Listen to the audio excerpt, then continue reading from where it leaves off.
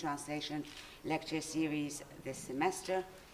Before I introduce our distinguished speaker today, who is actually in no need of introduction to begin with, I want to do something different from what I normally do every time. We have a lecture. I always tell people about what is going to happen during the semester. Today, I'd like to backtrack a little and remember with you the moment the Center for Translation Studies came into being at AUC.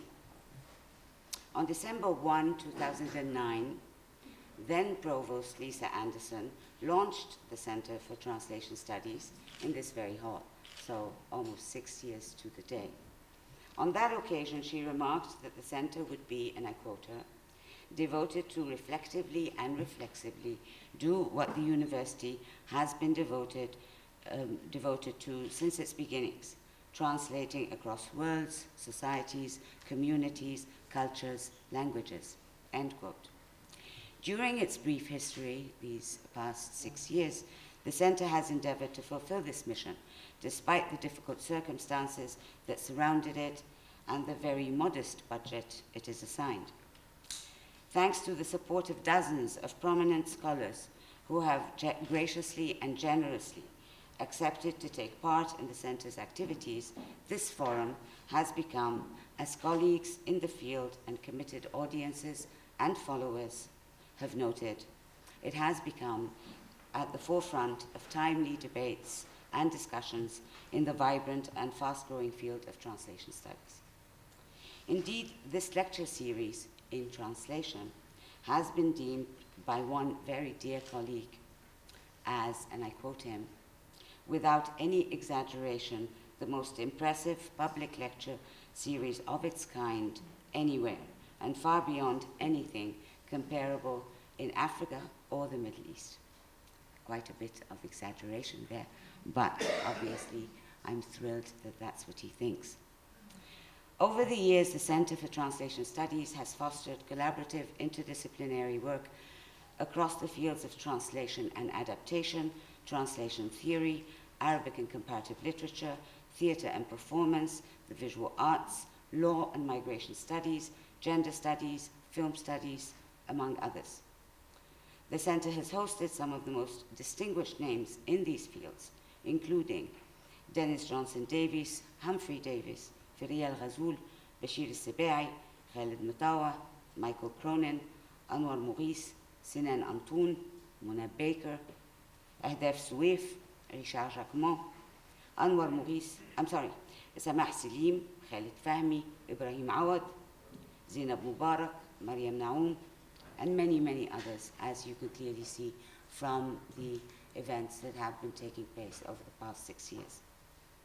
Topics have ranged from translating Orientalism and Islam to the task of the translator, translation and globalization, translation and new media, policies and politics of translation, translation and revolution, translation in international organizations, translation in the Arabic novel, translation and Sharia law, to mention but a handful. The center has also sought to be engaged in partnerships that would further foreground its commitment to interdisciplinary work. We have partnered with the Women in Memory Forum, the Institute for Gender and Women's Studies, the National Center for Translation in Egypt, and the Berlin-based Forum for Trans-Regional Studies. As you can see from the slideshow, the range and scope of the actual lectures the center has been able to provide, because of this range and scope, the center has been able to provide various publics with a veritable treasure of a virtual library with all of its events readily accessible on its website. The staggering amount of outstanding research papers delivered by the center's guest speakers today calls for thematic print anthologies that I think promise to be at the very cutting edge of the field. This is a project that we will pursue in the very near future. In addition, as part of the multilingual, multicultural AUC community, the center has also sought to highlight the centrality of issues of translation to this institution's faculty and students. It continues to do so through its interdisciplinary lecture series, which is the parallel series to this one, that is held at the new campus in New Cairo. Within this context, the center has hosted panels and lectures by AUC graduate students to showcase the remarkable work that is actually being done in the field of translation studies at AUC. Let me also mention the AUC student anthology on translating Egypt's revolution, the language of Tahrir, that was published by AUC Press in 2012. This collection of essays has become one of the important resources on the January 2011 uprising and has earned some of the AUC student contributors several invitations to share their excellent work in academic institutions in Egypt and in Europe. Not to mention that one of the chapters has actually been translated into Spanish. It is thanks to the vision and support of Lisa Anderson that I can stand here today and boast about these achievements. Thank you again, President Anderson, for having taken seriously and enthusiastically my initial proposal to establish the center. And now I turn to my very belated introduction of Lisa. Lisa Anderson was appointed president of the American University in Cairo in January 2011 and has led this institution during one of the most critical and challenging moments in its history. A specialist on politics in the Middle East and North Africa, Anderson served as the university's provost from 2008 to 2010. Prior to joining AUC in 2008, Anderson served as the James Shotwell Professor of International Relations at Columbia University and is the former dean of the School of International and Public Affairs at Columbia. She also served as the chair of the Political Science Department at the university and as the director of Columbia's Middle East Institute before joining Columbia. Former president of the Middle East Studies Association and past chair of the board of the Social Science Research Council, Anderson is also a former member of the Council of the American Political Science Association and served on the board of the Carnegie Council on Ethics in International Affairs. She is member emerita of the board of Human Rights Watch, where she served as co-chair of Human Rights Watch Middle East, co-chair of the International Advisory Board of the von Humboldt Foundation, and member of the International Advisory Council of the World Congress for Middle East Studies. She is also a member of the Council on Foreign Relations. Anderson is the author of Pursuing Truth, Exercising Power, Social Science and Public Policy in the 21st Century, 2003, The State and Social Transformation in Tunisia and Libya, from 1830 to 1980, published in 1986, and she is also editor of Transitions to Democracy, 1998, and co-editor of The Origins of Arab Nationalism, 1991. President Anderson has recently received an honorary doctorate of Humane Letters from the American University of Paris during its 2015 commencement and has been elected member of the American Academy of Arts and Sciences in 2015. It is a singular privilege to be hosting President Anderson here today. Her lecture is intriguingly entitled Numbers, Gestures, Images, Words, How We Speak Truth to Power. President Anderson, I am delighted that you accepted this invitation. It's a real going away treat for all of us. Thank you. Please help me welcome.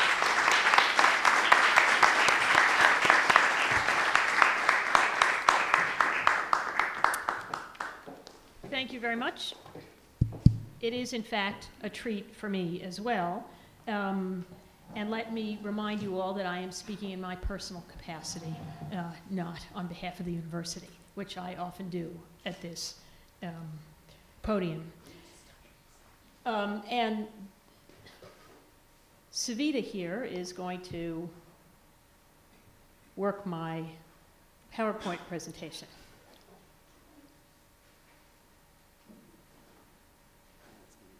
There we go. Several years ago, I wrote a small book about the relationship between social science and public policy, which was a version, as the title suggests, Pursuing Truth, Exercising Power, of a long-standing effort on my part to understand how truth, or at least knowledge, and power are related. And as somebody who worked in a public policy school, that was part of what we were trying to sort out day in and day out. This evening, I want to take a very specific approach to the question, and that is to explore the forms of expression and communication we use when we attempt to characterize truth and convey it to those we think have power. That means that there are several things I will not do. I will not address what the powerful should be expected to do when they confront truth, nor will I examine the contested meanings and content of truth itself. We might do that later, but that's not what I'm intending to discuss. And I'm not really talking about languages, as this center's audience might ordinarily expect. My native language is obviously English. I have studied and failed to master a number of other languages, notably Spanish, French, Italian, and Arabic. None of this will have any impact on what I say. Rather, I aim to emphasize something slightly different. That is what I call the forms of expression in which we convey ideas. In other words, as the title of this talk suggests, how, when, where, and why we use numbers or gestures or images or words to transmit ideas or positions that may have meaning to us, and why the form we choose might matter. That's what I want to talk about. My argument is that there is a hierarchy of such forms in the modern world, and that, to paraphrase Marshall McLuhan's insight, the form is part of the message. So I'm not talking about the media, I'm talking about the form. A final prefatory warning. Although I will discuss the past, or an idealized version of the past practice, I'm really interested in how we got to where we are today and what it means for how we should behave now. To quote a different social theorist, if the point is not merely to understand the world but to change it, and if you don't recognize Karl Marx, you should, we also need to know how to frame what we understand so that it is most effective at catalyzing or directing the change we want. So I hope this exploration has some practical import as a sort of advice, not to the powerful who need no such counsel, but to those who wish to impress upon the power holders of their world something they believe to be importantly true. So let us begin.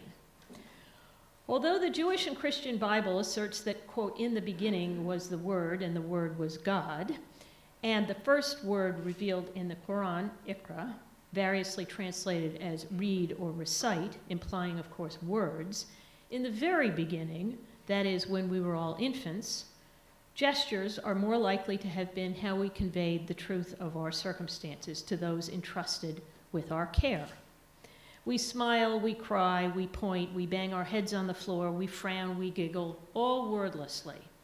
And by and large, and fortunately, those upon whom we depend understand us. So part of what we need to understand is that there are lots of ways to communicate without words. And throughout human life and human history, gestures have remained important. Handshakes and kisses, for example, can signal equality. Salutes are often signs of deference or respect, as you can see. And note that not saluting, in certain circumstances, can be a powerful gesture. The picture of the crowd, which you can't see particularly well here, is a picture of a Nazi crowd saluting, and the circle is the one person in the crowd not saluting, which is itself a gesture of considerable import. Victory signs can be both defiant and triumphant, particularly in moments in which power is contested, and most of these pictures represent contested power moments. The Second World War, Nixon's victory in a presidential election, and other images you will recognize. And of course, there are a lot of defiant and obscene gestures that I will not display to you this evening, but I'm sure you can imagine them, and they often convey anger, contempt, defiance, and so forth. So gestures can be very powerful, but their utility as a form of expression is limited to communication among people who can see each other, or at least until they become images. something that happens as we begin to develop the arts. So the pictures of gestures I just showed you are, of course, now images, some very well known. And perhaps if I was a bit more theatrical, I would have enacted these gestures to you, distinguish the pure gesture from its image. But the point is, an image captures a gesture. And so there is the gesture and what it conveys, and then the image. And so one of the things that we need to think about is what images do. This image making, I think, not being a historian, but nonetheless, seems to be reasonable to assume that the image making started with the kind of rock art or that you see in the central picture here of a cave drawing from southern Algeria. We don't know what this gesture means anymore, but the creation of images soon created icons, literally and figuratively, and as such, art is a way of preserving visual memory. So you remember a gesture, and this reminds you of the gesture.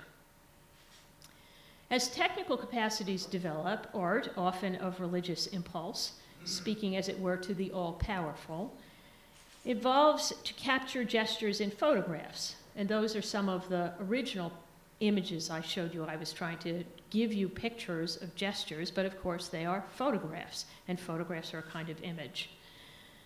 Some are intentionally artistic, some merely record the gesture in question. So here you have a painted icon with a gesture which is a blessing, and then you have other pictures that are famous, iconic pictures of gestures, including the Black Power salute from the Olympics. That's Breivik with his Nazi salute a couple of years ago, and so forth. Now, historically, most people never saw this, if you think about human history. Most people never saw this sort of image except on very special occasions, as in artistic opportunities, usually in the context of religious devotion or celebration. But now we see iconic gestures, as I suggest, the Black Power salute, the three-finger protest in Thailand, all over the place. So we see the capture of images, the image capturing gestures that we recognize as gestures, and we know what they mean. And now, of course, created images that are gestures only metaphorically are ubiquitous, but no less powerful. Some are photographs. These are very, very famous photographs. They are images that convey to us things that we ought to be thinking or suggest that we be thinking. So that's the famous picture of the girl who was running from napalm in Vietnam in the 1960s. We've all seen the Syrian toddler dead on the beach. This is also a picture that's important in American history, the lynching of African Americans in the 1930s, the assassination of Sadat, which is a picture familiar to all of you, the airplane striking the World Trade Center. These record moments. They are images that are powerful, and they convey things that their authors want us to think about. And some are deliberately artistic and not necessarily photographs of images. So these are images without gestures, but they're conveying something to you. Most of those you recognize. The one you may not recognize is it is an evocation of the flag of the EU, and each of the stars is the body of a drowned migrant in the water. Very, very effective image to me, in my view. So all of this is different ways, through images which are the recording of gestures or images designed or captured, to wordlessly convey powerful ideas and sentiments. Most of the ones I've shown you, because I think this is true, although one would need to do a more thorough examination of the library of images, seem to implicitly convey protest of some kind. They are defiant, they are frustrated, they are angry, they are contemptuous. It is a way of conveying emotions and that are about power somehow. The powerless here use images like this to convey ideas. But it also permits us to imagine ourselves as members of like-minded communities, sharing common sentiments, all without words. So there's a world in which we communicate with each other without words. But presumably, as our infant selves learn to speak, metaphorically at least, the spoken word becomes important. And now I want to also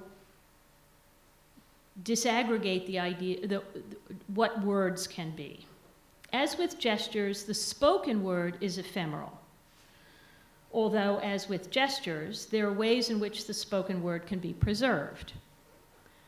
So I can make a gesture, you can take a picture of it, you can draw it, and it is preserved. I can say a word, and you can associate that with a picture of some kind, and it preserves the word.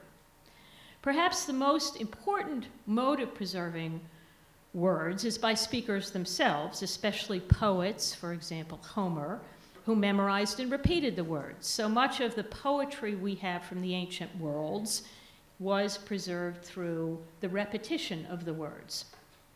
But over time, it also became possible to preserve the spoken word in writing, including in sacred texts. So here I want to distinguish between two kinds of written words.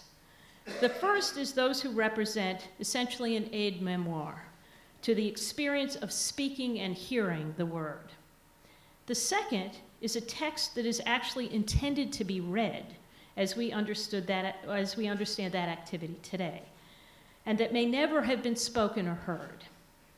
For the first, as I suggested, Homer, as recorded by the Greeks, is a case in point, or more importantly, the word of God is spoken to the prophet Muhammad, recorded in the Quran. Indeed, the Quran itself illustrates the importance of words and of the purpose of preserving words. Although the prophet could not read, from the first revelation, there is an emphasis on writing and reading so as to preserve and spread the message. So here we see the texts of several Qurans and an example of Christian symbolism as well, and more mundanely, renderings of the tradition of the university lecture. The scholar reading to students who do not have access to the written word. So these are words that are being preserved as images. They're not being read so much as they are being recognized. And in part, thanks to the reluctance to create images of living creatures, the Muslim world created an entire art form of words as images in calligraphy. They can be a source and symbol of community, as you can see, and they can be political statements as well. These are, as you undoubtedly know, the Saudi, Iraqi, and Daesh flags.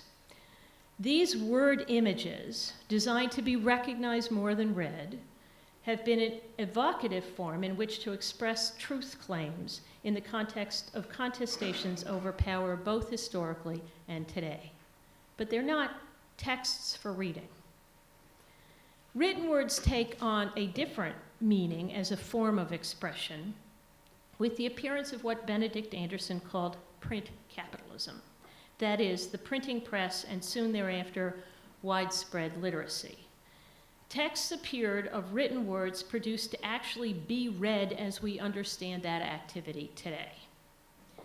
And note that the first novels were considered quite subversive, not for their content, so much as for the fact that they made solitary and autonomous readers out of once social and attentive listeners. So particularly in Europe, as the novel developed, this was very gendered.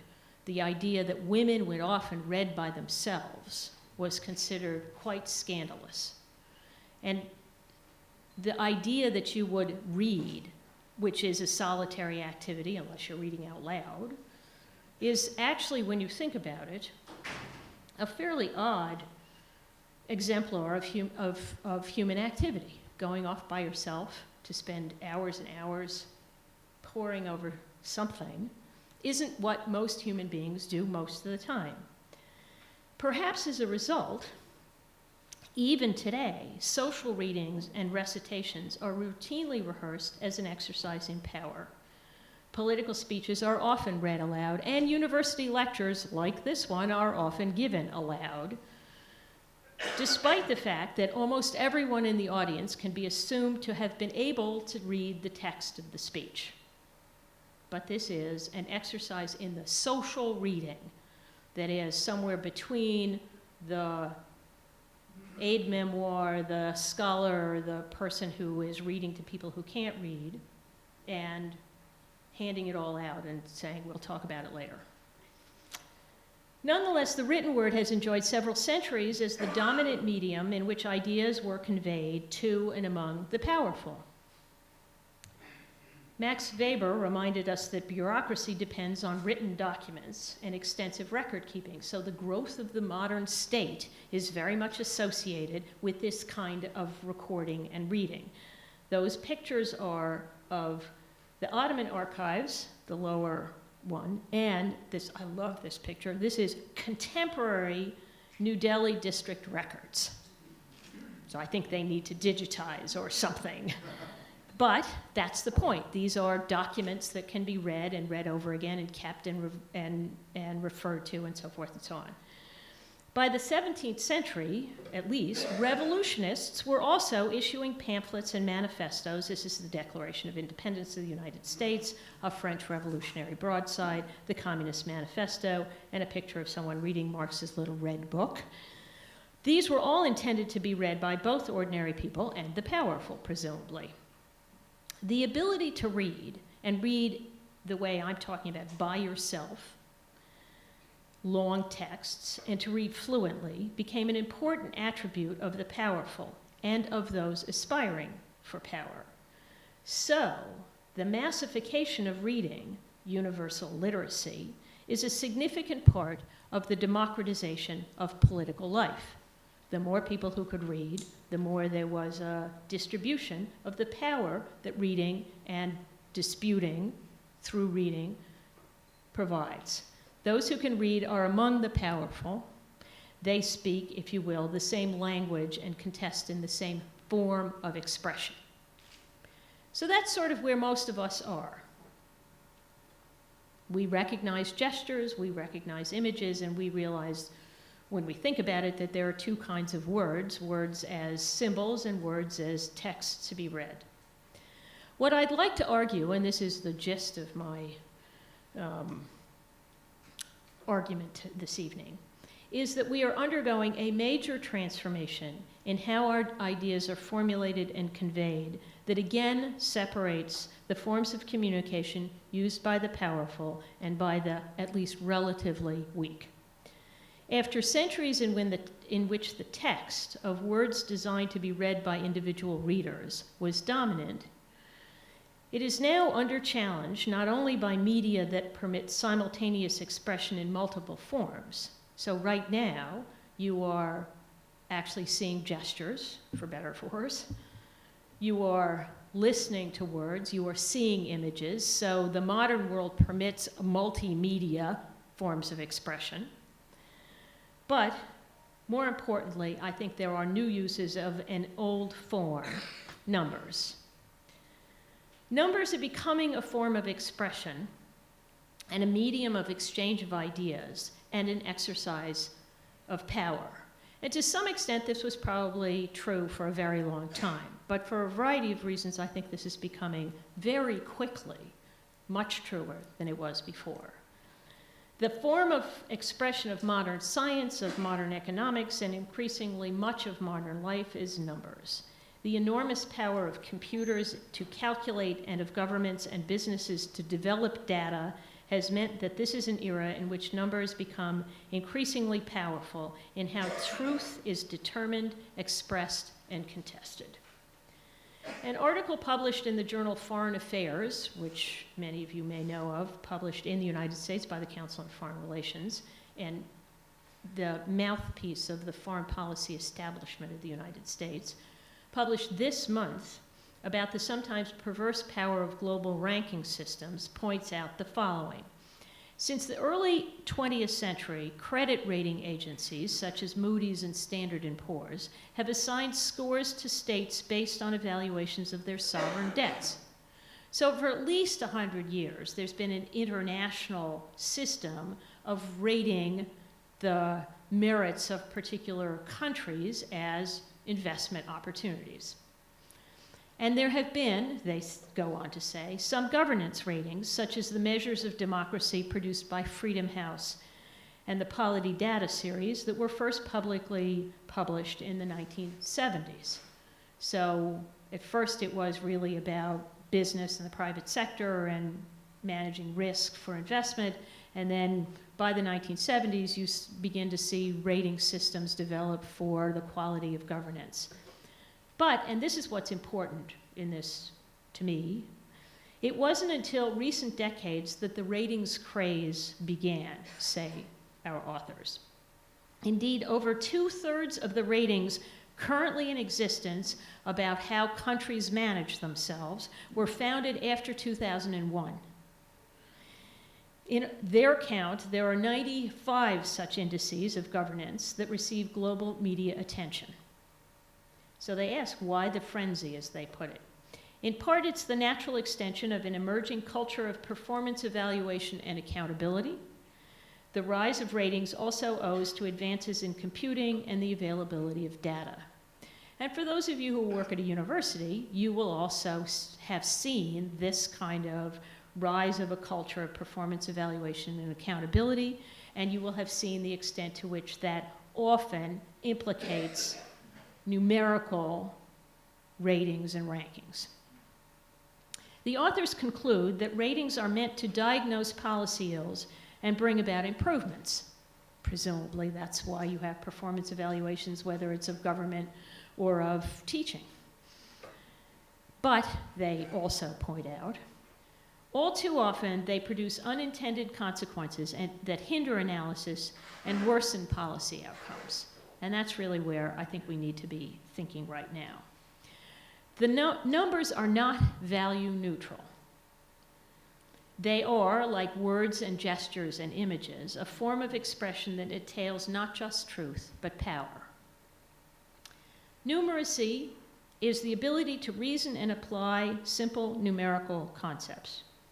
This is a standard definition for anybody who looks at pedagogy. Basic numeracy skills consist of comprehending fundamental arithmetic, like addition, subtraction, multiplication, and division. Substantial numeracy also includes understanding the magnitude relationship of numbers, how they're affected by various operations, computation, measurement, geometry, probability, and statistics. A numerically literate or numerate person can manage many of the demands of contemporary life, including how to calculate personal income, pay household expenses, manage a bank account, take medicine, tell time, operate machinery, manage schedules, and so forth and so on. Much of what we do on a daily basis involves being numerate. Obviously, that's daily life. This is also true in spades, if you will, if you want to make investments, if you want to evaluate budgets. The top graph is the US GDP. The bottom graph is about US employment rate. So if you want to know something about how the economy in the United States is doing, because you want to know about your own job prospects or you want to invest some money or something like that, you need to be able to understand what these things are and what they're saying.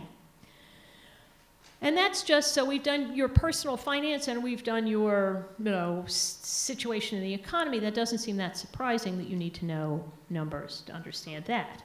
But it's also increasingly true that to understand politics and policy, or to assess policy proposals, you need to be able to understand numbers as well. This is polling data on the American presidential campaign. I could have used anything.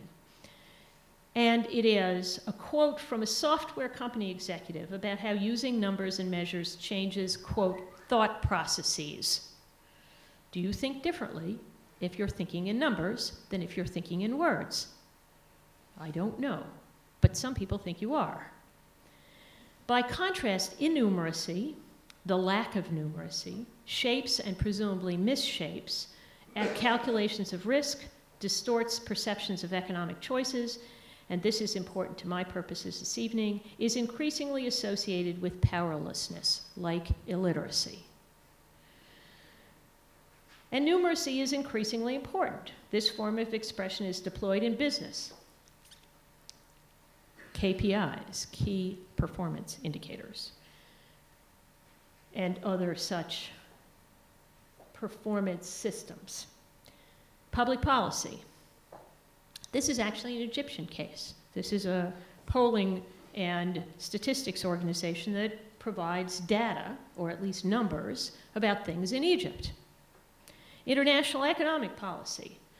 If you want the World Bank to give you money as a country, you're going to have to think about the kind of performance indicators that the World Bank has developed for can you spend your money effectively. And perhaps my favorite, objective rubrics for dispositions like truth-seeking. So this is a device by which to measure whether you're capable of critical thinking, which I think is almost a contradiction in terms, but I like it. So this is the California Critical Thinking Disposition Inventory. It's a bad copy. This is more the image of it than the numbers of it. I'm trying to convey to you the way people are expecting you to be able to think. And this issue of images of numbers, I think we can perhaps talk about later. But what does this all mean about speaking truth to power? And as you can tell, I'm coming toward the end of my remarks. As with words, there are probably two kinds of numerical forms.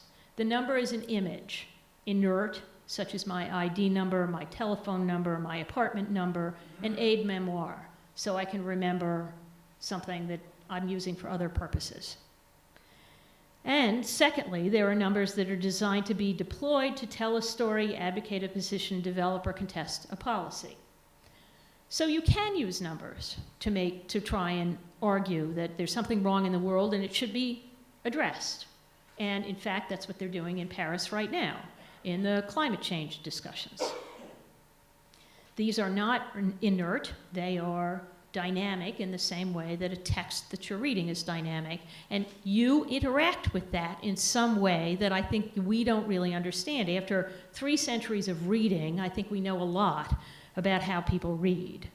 But after not so many centuries of whatever we do with numbers, I don't think we know very well how we interact with numbers.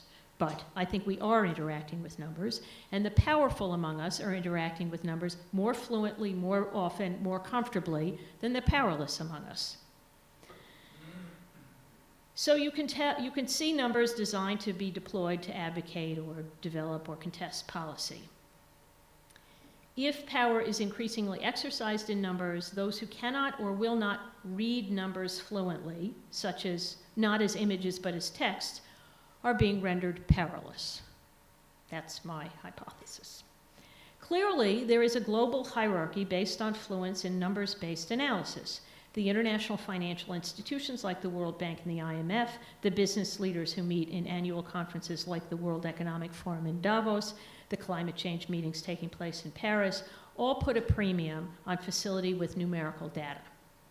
There is, forgive me for putting it this way, a very high correlation between how low GDP rates and inadequate national level statistics. Poor countries don't collect good statistics. Poor countries do not produce reliable data. And countries that do not produce reliable data, even if they are not poor, are not powerful. In 2010, the Guardian newspaper published an article that began thusly. Imagine a country that relies heavily on tourism but has no figures showing why people visit or what they think of their stay.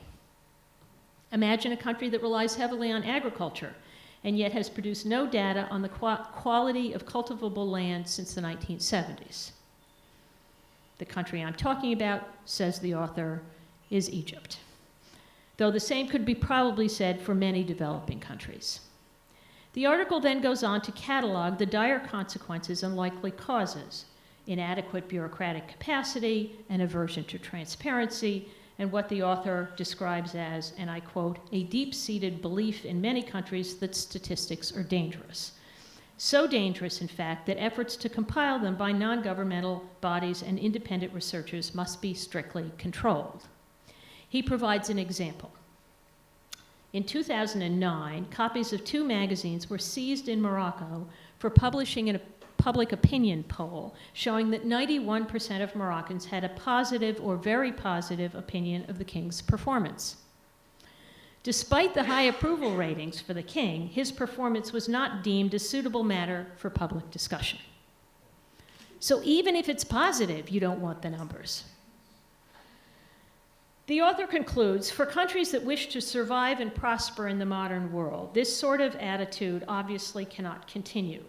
But overcoming the fear of statistics requires a degree of openness that the then Egyptian regime and many others are still reluctant to embrace. It's not just the numbers that they fear, but the loss of control.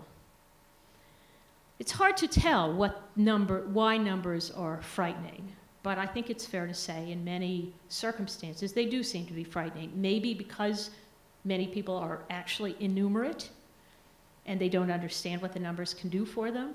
Maybe it's because of a loss of control. I don't think, speaking for myself, I don't think I know. I think you can see the consequences of a fear of numbers.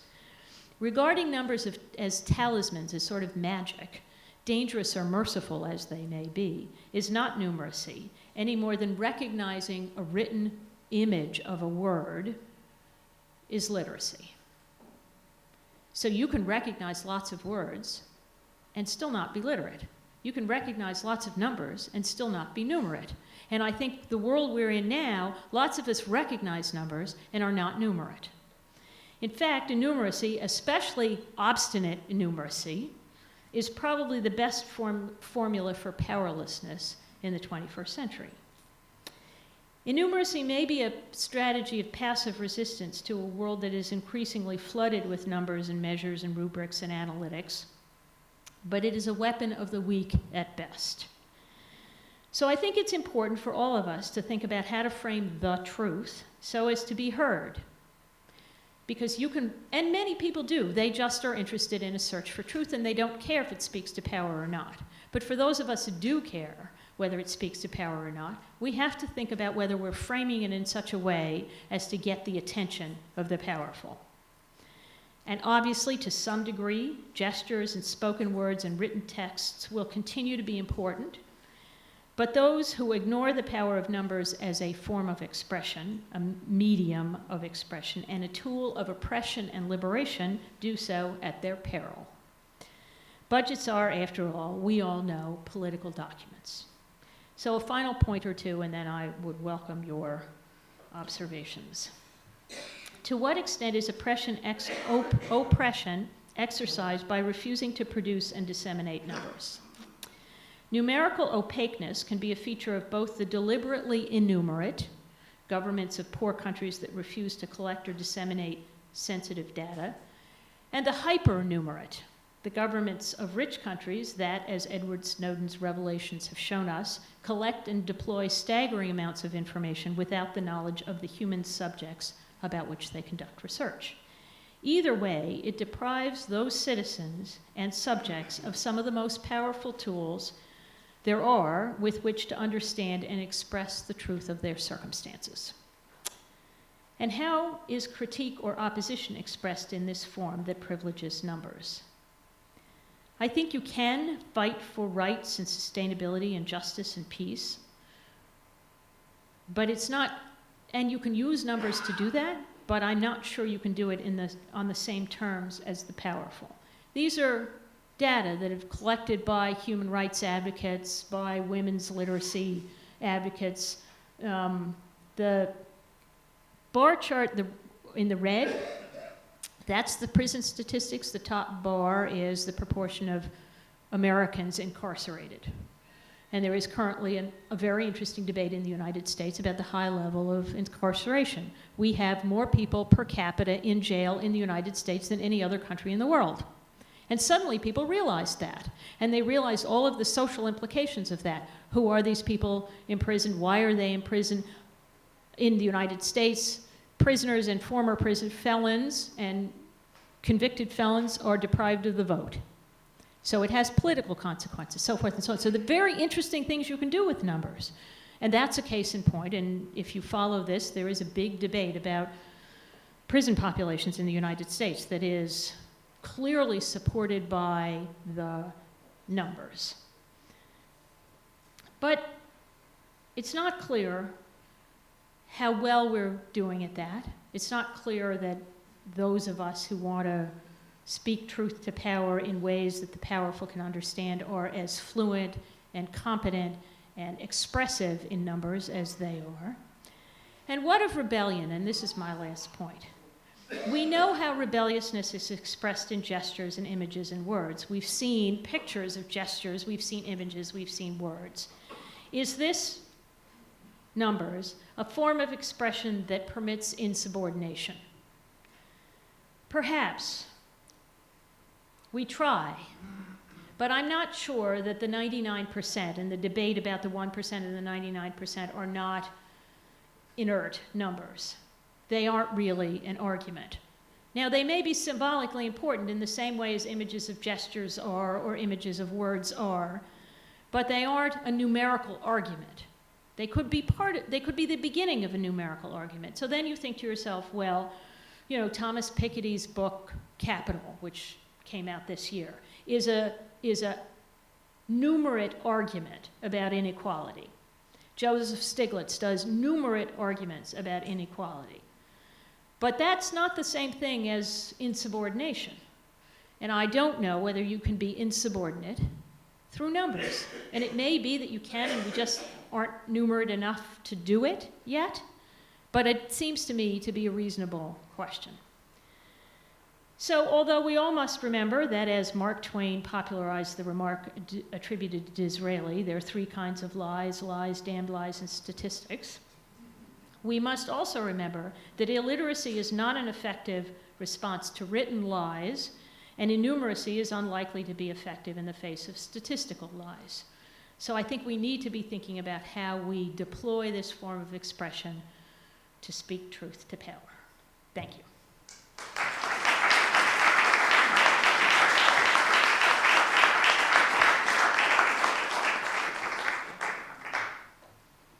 And you have to ask questions in numbers.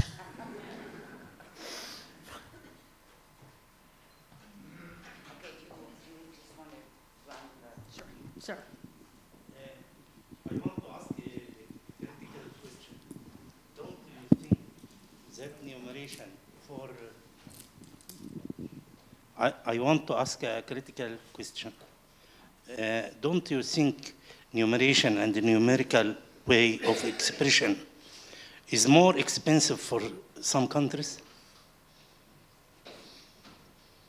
How It's very expensive. expensive? I mean, what? if you express all what you want to say in numerical way, like budgets, like statistic, like everything, it's very expensive. And I think some countries in some certain periods of its economical life can't handle all the expensive of numeration. Well, it's interesting because if you look at the history of the development of statistics, which, as you can tell from the origins of the word in state, so these are basically numbers that serve the purposes of states, that's statistics, it was almost always started when people had to collect taxes. So why do you need numbers? You don't care about how many people there are, certainly in early modern Europe, you don't care how many people there are, except as taxpayers, because they're filling the treasury for whatever you're... So you want two things. Your early numbers are taxes and conscription. So you want to know how many young men there are, and you want to know how many households there are, because you want to be able to collect taxes, and you want to be able to conscript soldiers. So the beginning of statistics is not very... I mean, it probably was expensive relatively at the time, but when we think of the complexity of World Bank statistics and all the kinds of things we allegedly collect, in fact, simple statistics are not very expensive to collect, and they can be very powerful for the authorities. And the inability, unwillingness, whatever it is, to collect those kinds of statistics are an indication that the authorities don't care how many people they have because they're not collecting taxes from them. If you need the taxes, you're going to count the people. So this goes back, way back in political theory to the argument in the American Revolution that there shouldn't be taxation without representation. The flip of that is no taxation, no representation, no representation, no taxation. So if you want, so part of the reason not to collect this data is because you obviously have income sources independent of your ostensibly taxable population, so you can ignore them. Thank you for a great lecture. I enjoyed the Moroccan example that you mentioned and reminded me, I'm going to use the word French CIA, the CIA. They captured the guy that the father of a peasant king wanted to kill, and they stuffed him in a car, deported him to Morocco, and they put him in a metal cage and burned him later. But I would like to disagree with the gentleman's first question totally. You cannot have proper policy without the proper statistics. An example, I know that social science and anthropologists here, when they try to count the cops, the proposal is not approved by the government because they never want to know, are they 15% or 10% or what have you. And the last one, I'm going to be critical of it. You had the literacy rate. Nasser, 63 years ago, had education free from KG1 to university level. And I looked up the literacy statistics. It is increased since his time. And not only that, they take the man or woman and they teach them how to write their name instead of thumbprint, and they remove them from the statistics. And I know for a fact that 65% of women are illiterate and 45% of men are illiterate. You have the table labeled literate, and Oman and Iran is the top. I think should be illiterate. Thank you, if you can correct me. Thank you. I don't know where you get your 45% and 65%, and that itself is an interesting use of numbers to make your argument, whether they're legitimate numbers or not. But that's sort of my point is, we believe that there's a power in being able to say 65% of people are something or other. And in fact, sometimes we actually have the underlying data for that, and sometimes we're being rhetorical, and it's a gesture. And I think the more we do this as gestures in a world in which there are supposed to be empirical underpinnings to this, the more uncertain or argumentative capacity is. But fundamentally, I completely agree with you. I was talking this morning to someone about the extent to which Catmas has just announced that there are 90 million Egyptians. Give or take a couple million. I mean, they don't say that, but it's been 90 million for a couple of years, and it's probably going to be 90 million for another couple of years, and then all of a sudden it's going to jump overnight to 95 million or something like. I mean, in other words, whereas, as you know, in the United States, they have these clocks about population, so forth and so on, that change with every birth. That's the difference between being able to be precise and work with the numbers and use the numbers and be, gestures about, gee whiz, we're getting bigger and bigger. Hi, I'm with an anti-corruption organization, and they have something called right to information and access to information, that the population has a right to information and everything should be transparent. And I feel that numbers are related to corruption. I mean, if we don't say how much is being spent or whatever and where and how, then corruption is at the heart of it. I think you can be corrupt without numbers, but I agree with you. I think there is a sense, this is one of the reasons why you have these performance evaluation mechanisms and so forth and so on, because corruption is usually the turning of money, aside from the public, to the private uses, and that obviously involves these kinds of numbers. What's interesting about corruption, just since you brought it up, is that I think one of the things that is about these numbers is corruption historically was a moral status, not a financial status. So historically, we were morally corrupt if we were corrupt. Now, FIFA is corrupt. Nobody's talking about the moral status of people. So that's, again, there's a shift in the focus on numbers, removes a set of issues that you may also want to be able to discuss or debate or something, and you don't, because you're using numbers as your device to express your outrage and that this is wrong and so forth and so on. So I think there really is something about the focus on numbers that not only you have to be numerate to be in that world, but it also potentially limits the kinds of things you debate. Okay, my question is about the effect of images. In past, before social media, Facebook and WhatsApp, the use of image was rare, but now the use of image is more excess. What is the difference? What is the difference between the effect of image, of the rare use of image in the past, and the excess use of image now?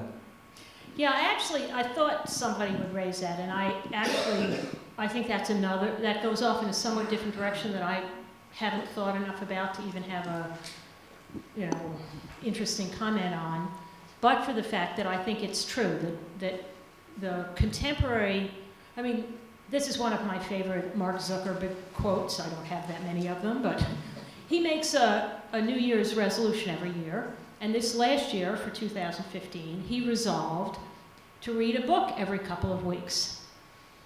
And he said this would be a great addition to his media diet. And I thought to myself, I didn't even know I had a media diet, and I certainly didn't think that a book would be an addition to my media diet. But obviously, if you're mostly on Facebook and you're mostly tweeting and you're mostly online and so forth and so on, sitting solitary with a long text is an experience that now one remarks on. It is something that Mark Zuckerberg is going to say, hey, what a good idea, this is a New Year's resolution. So I think you're quite right, that not only are we moving toward this sort of what you can talk about with numbers, but we are moving away from what you can talk about with texts. So you have images reviving, if you will. Maybe they never went away, but they're reviving.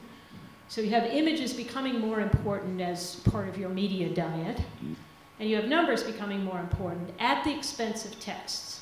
But I'm not sure what conclusions I might draw about the uses of images, because I was more interested in this policy thing, and the policy people are all about numbers. Lisa, I agree with you that we have to deal with numbers, we have to cope with numbers, the way we have to cope with pollution, It's a fact of life, and we have to do it. But I don't know what it has to do with power. Because power, even if you give them a good argument, something that they cannot go against, they will do whatever they want to do. I just give you the example of Palestine and the settlers in Palestine. Whether we know the exact numbers or we don't know the exact numbers, it's illegal. But what has power done about this? That's where I differ with you, that, that maybe these numbers could, budge power. And you're a political scientist, so you probably know better than me. No, I think there are limits to what any form of expression can do about, determined oppression. But I think if you are in an area in which there is a debate about policy, how can you be effective intervening in that debate about policy? So there are some realms in which there is, for better, for worse, there's very little debate. It is very difficult to intervene at that point with any form of expression. So you can do anything you want and you can't get the powerful to move. But in those realms in which there is an opportunity to have a policy debate, so I don't disagree with you. I just think that there is a perhaps somewhat limited but nonetheless genuine realm in which there are debates like climate change. And, it doesn't matter whether the Paris conference comes up with anything. And you could say, no, it doesn't really matter, everything's gone to hell in a handbasket. Or you could say, no, there is a difference that people could make and government policy could matter on this and so forth and so on. You can't do that without being numerate. That's my argument. A very quick follow-up question. So there is a lingering suspicion that somehow numbers better serve a conservative agenda compared to a progressive agenda. So the turn in the academy, for example, the turn to empirical, or the empirical turn in sociology, as opposed to doing alternative forms of sociology, or the humanities in general, the sense that boys do numbers and girls, don't do numbers.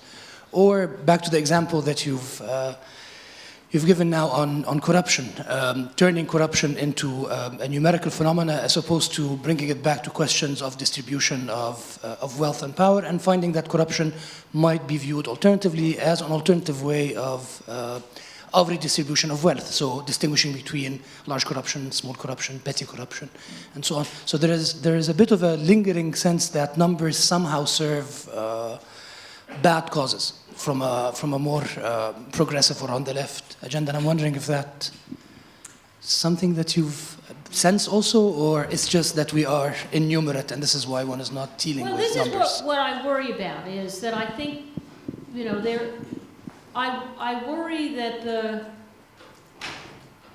because of the way numbers have become as powerful as they have, that they have served privilege, which was true of words at the beginning too. It was true of texts at the beginning until people became literate. So at the beginning of texts, that was for the privileged people. And most people were illiterate, and most people didn't have a way of intervening or even knowing what was happening. So what I'm wondering is whether we're not at essentially a comparable historical moment where the privileged are privileged in being able to use numbers in the same way that the privileged were literate. And unless there's the massification of numeracy, you will have people who are obstinately innumerate and stuck with the weapons of the weak. So this is the question, and I don't know what the answer to that is, because I agree that there could be ways of saying that the fact that the inequality in this is something that could be addressed in a different way, and just that may be the case. But what I'm concerned about is that we sit here saying, that's a conservative agenda, we don't even care about it, it doesn't really matter. In the meantime, everybody who is numerate is winning. So how do you get, you know, and you can think of this at almost any level of organization. You can think about it as, how do you get money from the IMF if you don't have adequate data about what you would do with the money if they gave it to you?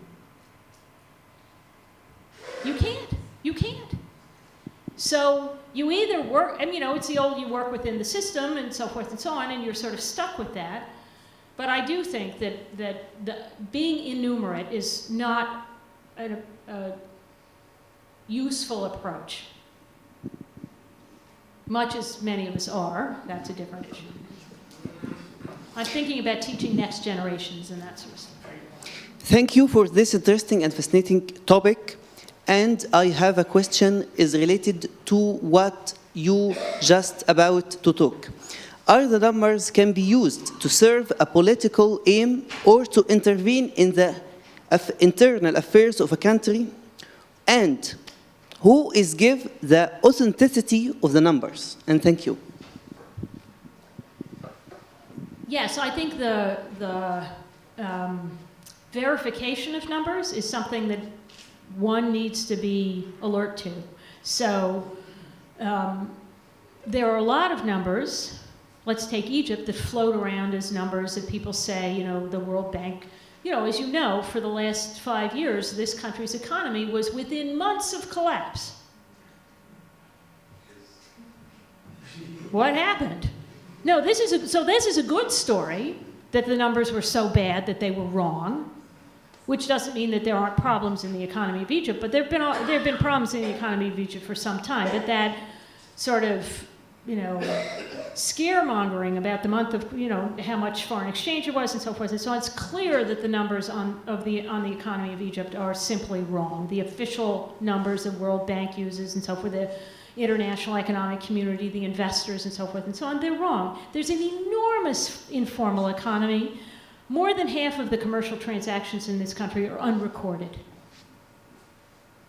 Unless you want to acknowledge that and start thinking about how you would estimate those numbers, for example, even if you can't verify them to the decimal point, you need to estimate where the money that is not recorded is going, what kinds of people have it, where it's coming from, what it might be doing, and so forth and so on. You're never going to be able to get a real handle on how you would change the direction of the Egyptian economy.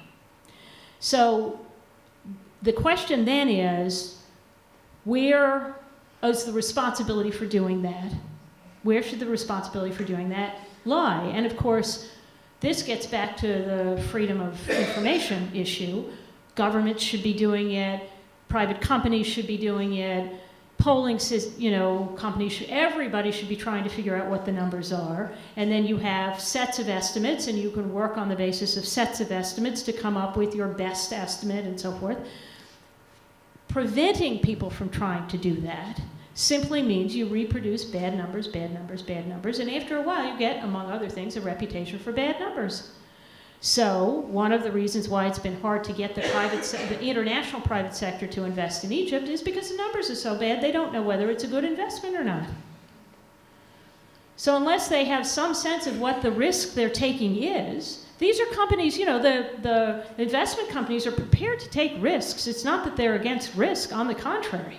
But they want to know how much the risk is, and they can't tell. So the business community could do some of that, but at the end of the day, most of these are the kinds of numbers that you would expect the government to collect and publish. I'm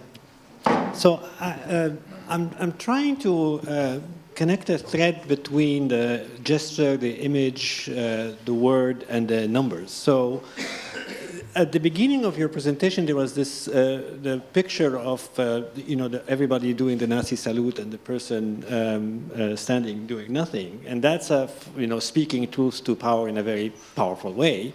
But it does produce this idea that actually speaking truth to power, so the gesture itself has to be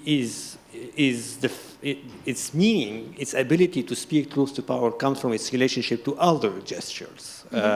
So there is a grammar to that, but also the relationship between, words and gestures and words and images. So their relationship, their ability to communicate truth to power depends on their mutual relationship. But there is something about numbers that seems to be mysterious in the sense that every number presents itself as a unit without a grammar.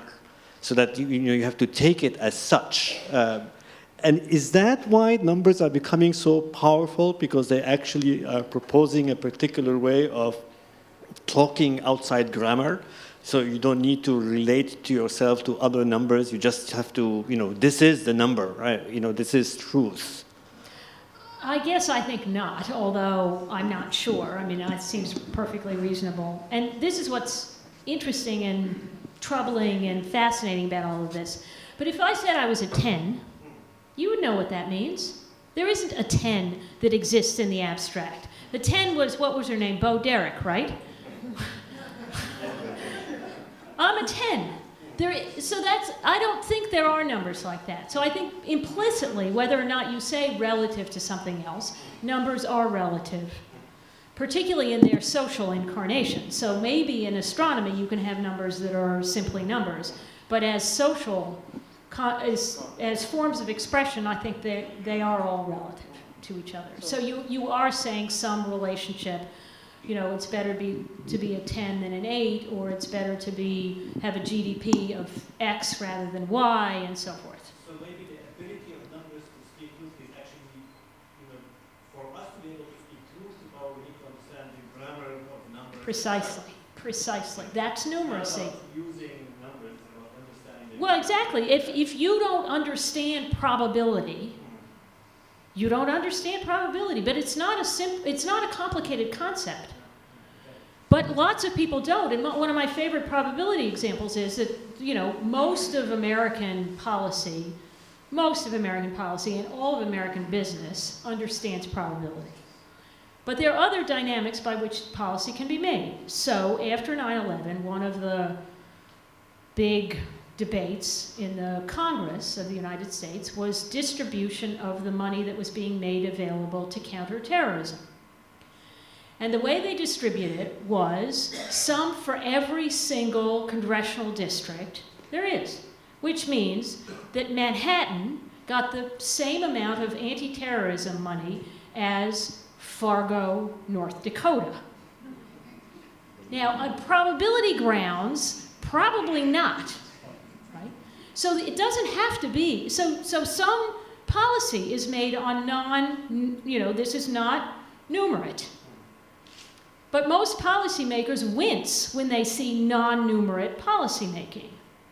And you would want, so if you were thinking to yourself, okay, I'm training the next generation of policymakers, or frankly, I'm training the next generation of citizens, I want them to understand a little bit about probability theory, a little bit about statistics. This makes them literate, if not producing, and so forth and so on. So you can be literate, you don't write, but you read. So at a minimum, we should have a kind of numeracy that is, you can read it even if you don't produce it. And what worries me is that there are lots of people in this world who are not being educated that way and are not being, and I think it does have a political implication at this point. In the same, and the analogy is with literacy. If you have genuinely illiterate people, they are powerless. And I think increasingly in the 21st century, genuinely innumerate people are going to be powerless. Here. Hi. Thank you for the talk. My question is related to your point about the fear and distrust of statistics. And I think one of the problems with the statistics is that it sort of obscures the human nature, and it takes the human out of the context.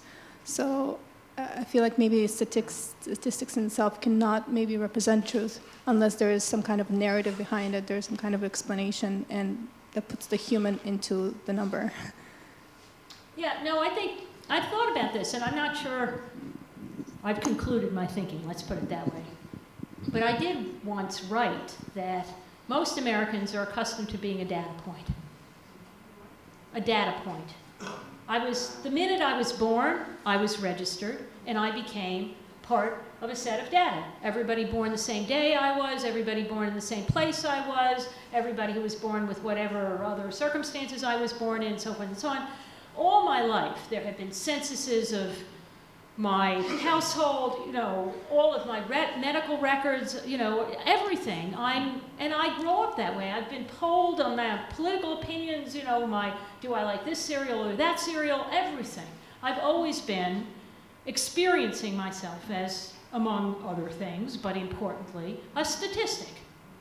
I know I'm a statistic. I was born a statistic because I was born in the United States. And we're all statistics, whatever else we may be. For many people in the world, however, they think they are souls, for example. There are other ways of defining human existence. And I do think that one of the things that seems to be the case, but it may just be because we're at the beginning of this, it does seem to impoverish human experience to be a statistic. On the other hand, you can certainly figure out a lot about the society, the community, the whole. So this is big data. Every single piece of data, every datum is impoverished. The whole thing you see, patterns you would never have seen before. So there are other kinds of things you may be getting out of this way of looking at the world that you couldn't see when you didn't do the numbers. So for me, my generation, my way of looking at the world and so forth, I'm kind of used to being a statistic, but I don't think it enriches my life. But I can imagine a couple of generations, people seeing themselves in a different relationship to other members of their community because of the patterns you could see. So just as print capitalism gave us imagined communities that we didn't have before, whatever we end up calling this stuff about numbers may give us a way of interacting in a community that we don't have now.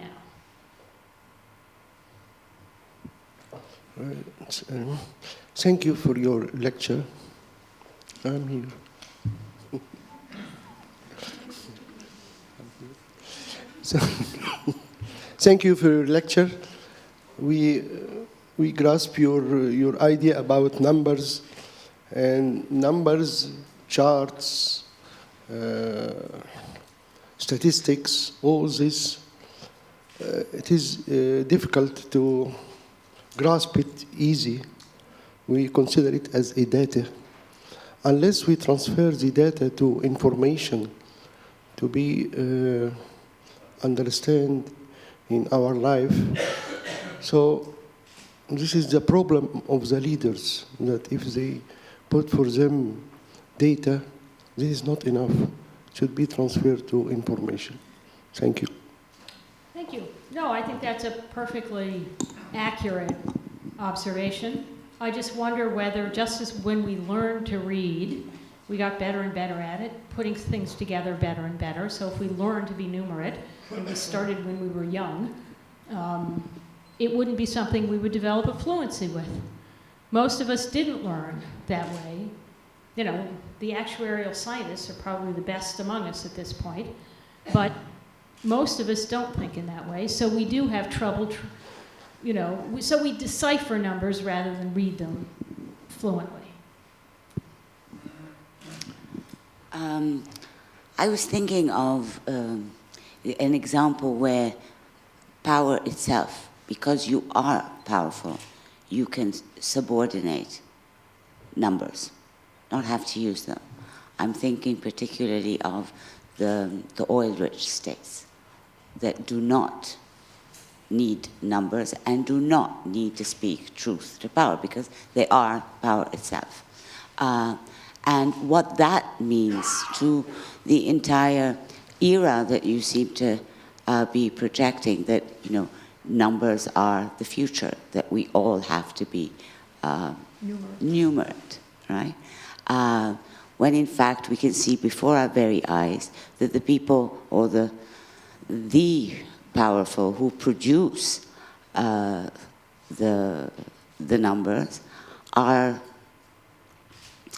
bypassing them, are dismissing them in front of power itself. I actually think the producers of petroleum are mostly private businesses that have extremely good numbers. And then they pay rent to people who don't care. So I mean, if you think about the political economy of petroleum, or the political, I think, you know, the oil companies are quite numerate and very, very good at following every last piastre and every last. No, I understand. So you're a government that is dependent on rents. All you care about is your relationship with the rent payer. You don't care about the relationship with your people, your populations, your subjects, your whatever, your clients, so forth and so on. That you can do whatever you want because they're not providing you with any of your sustenance. So what you need is, and it's interesting because one of the interesting things that's happening now in a number of the oil-producing countries like Libya and Iraq, this is the first time where there really is an effort to capture the oil production and the mechanisms for oil. During the Algerian Civil War, 100,000 people died. They never touched the gas, ever. So now what you're seeing actually is it's coming apart so that there is competition about the oil production, but they're going to have to hire people who know numbers. They don't run it themselves. It's the numerate who are running these huge operations. And then the numerate have a deal with the innumerate, and the innumerate get paid off, and they can do anything they want as long as the numerate can continue to operate. And it's a very, you know, useful, mutually useful arrangement. But it does mean that the political authorities in this don't pay any attention to numbers. They don't have to pay attention to numbers, I agree. But this is, again, you only pay attention to your own population if they're paying taxes. If they're not paying taxes, you don't care how many there are. I mean, give or take a few. So this is this sort of, you know, a couple million here or there. Until the turn of this millennium, the total population figure of Saudi Arabia was a state secret.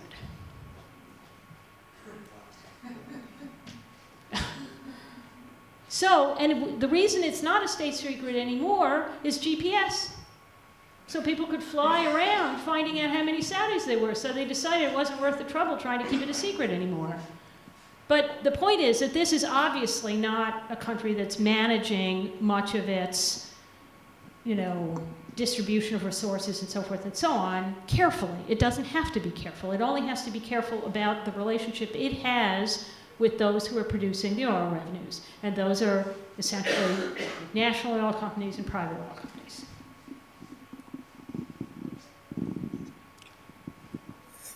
From your lecture and from reply to several questions, it's clear that you say that numbers are very important.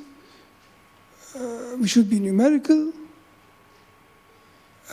because I understand things are quantifiable. When things are quantifiable, it's easier to judge. But in reality, you don't like that very much. Me? Yes. Yeah. It also comes out clearly that you don't like that very much. And you think it's reductionist. So how do you think we can assess policies? How do you think we can evaluate the world in general? If it's not only numbers, what can go with numbers and how? It's quite difficult. So You have to have a broad media diet. So what about the analysis of his of your personality? His analysis that you don't like numbers, so you talk about numbers. No, I admit, I think you picked up on a tension within me that I am not I'm not an actuarial scientist. There's a reason for that. At the same time, I think those of us who say that we can be complacent about refusing numbers are wrong. So somehow we need to be able to not simply concede the whole world to the numerate, but also be prepared to participate in a world that is numerate. I mean, think about reading again as a historical analogy somehow. When people started to read texts, particularly novels, they went off by themselves. It seemed horrible and antisocial and what's wrong with these people and so forth and so on. So there was not a lot of enthusiasm for reading. But over the course of time, people figured out a way to both read and be social. I think we need to figure out a way to be both numerate and the other things that matter to us, like being social, if that's how you would define the other things that matter to us. I mean, I think it's hard to say I am only a statistic. I would like to think I also have a soul or something like that I have other kinds of meanings and beings. But to say that I am never a statistic is just demonstrably wrong. Excuse me. Well, first, thank you for the presentation. And I have a question. You mentioned that some of the poor countries, or most of the poor countries, has a lack of transparency in terms of disclosing the data and the statistics, which is true. I have to admit that myself. But the question is, I'm wondering, what about the international institutions, whether they're economic, financial, political, how do they produce all of these reports and data about those countries, while the countries themselves don't disclose the right data, or they have this lack of transparency? Don't believe anything you read from the World Bank. I mean, I hate to say that, but it's true. These numbers are provided by the national governments. Okay. And they are not reliable numbers. Mm-hmm. So then you get a relationship among, so then you start ranking, is Tunisia doing better than Egypt? Neither of them are giving you accurate numbers. Okay. And yet, then you start having global rankings and things on the basis of these numbers. So suddenly, Egypt is better at, or Tunisia is better at the cost of doing business, or ease of doing business is one of these rankings, ease of doing business. How do you know that? You don't have any good numbers at all. But it reproduces itself because there are, you can be very, very cynical about all the people who work at the World Bank and what a good job it is, and you don't want to admit that, so forth and so on. But I think that is part of the problem, is that there is a world in which the trading in numbers, if you will, is something that people know these numbers aren't any good, and yet, the well-intentioned say, well, we need to get better numbers, and we need to help the governments get better numbers, and so forth and so on. And the completely cynical don't care.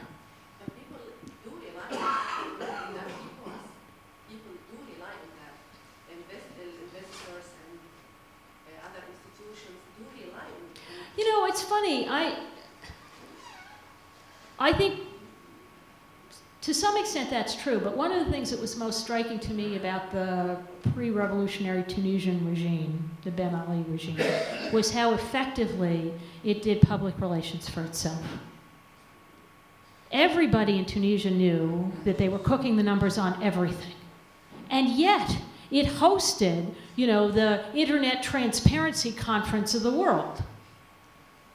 So the government was able to cook its numbers and sell its numbers in a way that seemed to have worked. So, I mean, I think I agree, this is really a problem. The other part of the problem on this transparency business is, of course, as I suggested in passing, the hyper-numerate countries like the United States are not transparent about their numbers either, because they're all security issues. That's Edward Snowden and so forth. So at the other end of the spectrum, you also have a big problem. But it is still surprising to me the extent to which there is a sort of willingness to accept numbers that everybody knows aren't really good, but you know, that's the data we have and all that sort of stuff. Okay, we have time for one more question. A quick comment. Thank you, Dr. Anderson, for an interesting lecture.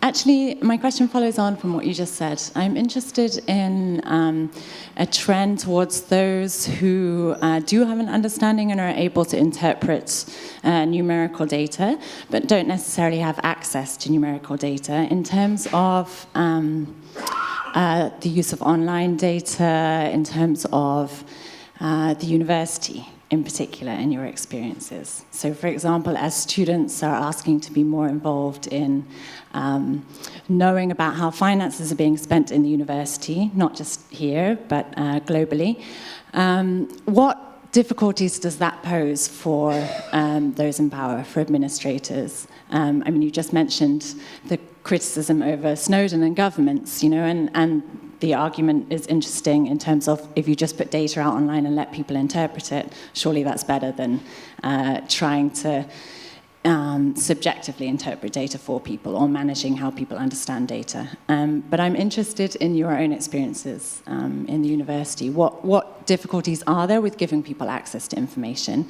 And how does this kind of trend towards people wanting open access to everything, what difficulties does that pose to power? I actually don't think that the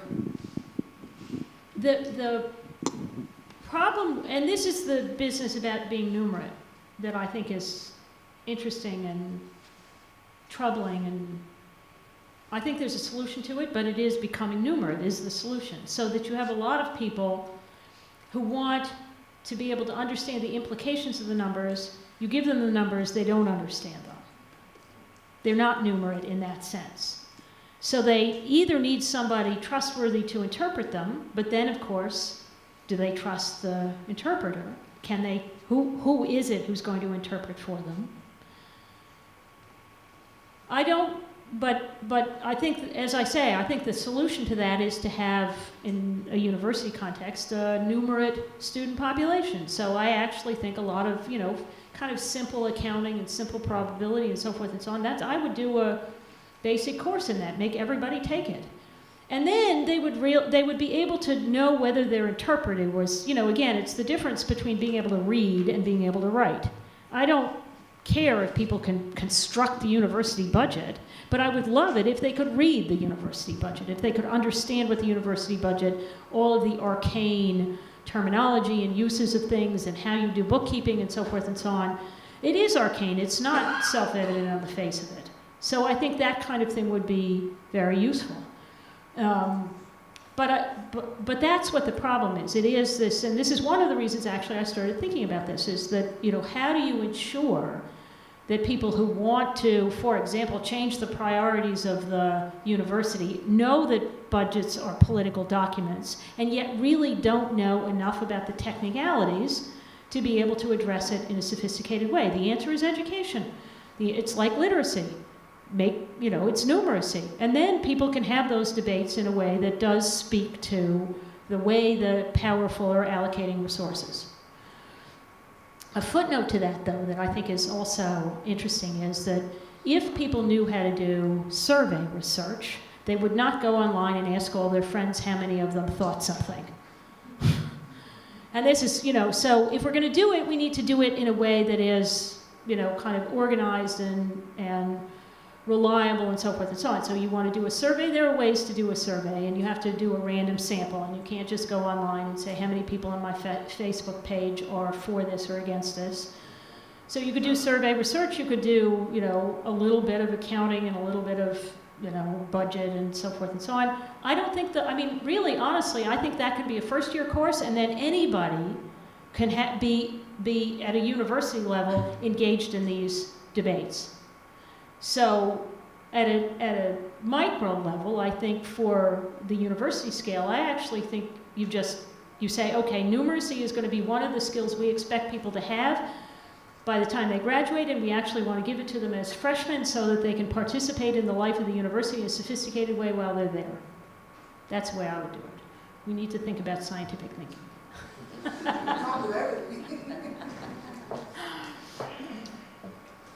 Thank you so much. This has been really